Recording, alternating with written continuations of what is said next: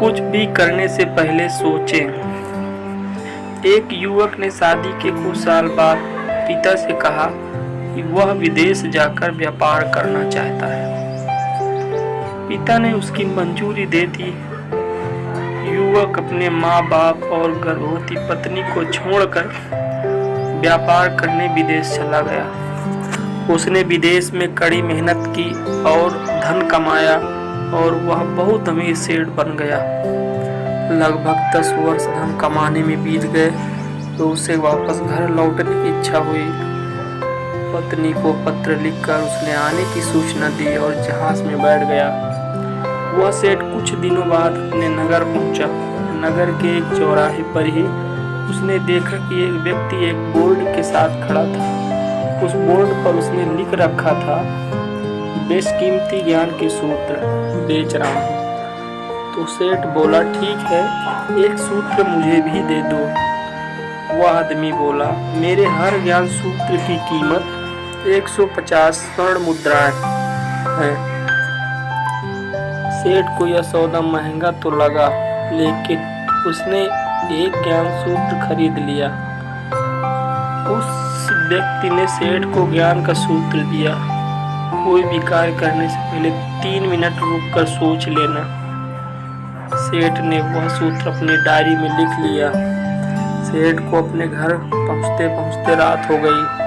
सेठ ने सोचा, इतने सालों बाद लौटा हूं तो क्यों न सीधे पत्नी के पास पहुंचकर उसे सरप्राइज दूं। घर के चौकीदारों को इशारों से अंदर कुछ भी कहने से मना कर दिया और सीधे पत्नी के कमरे में गया। वहां का नज़ारा देखकर वह चौंक गया। उसने देखा कि उसकी पत्नी के साथ एक युवक सोया हुआ था।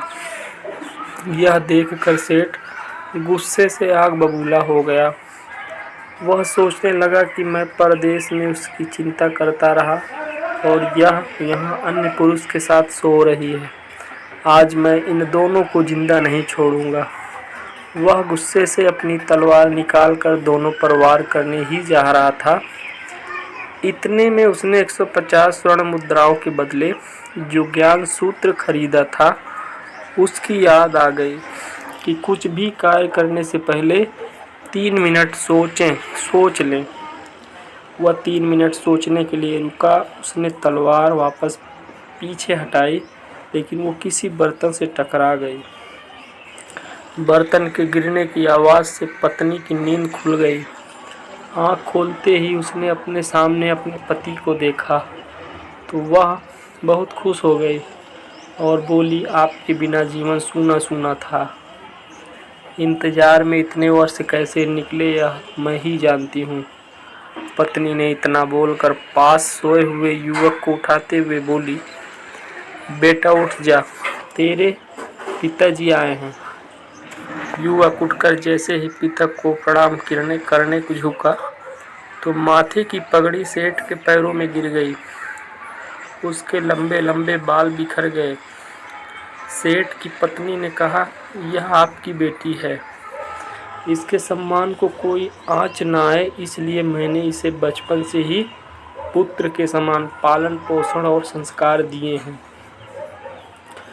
यह सुनकर सेठ की आंखों से आंसू की धारा बह निकली।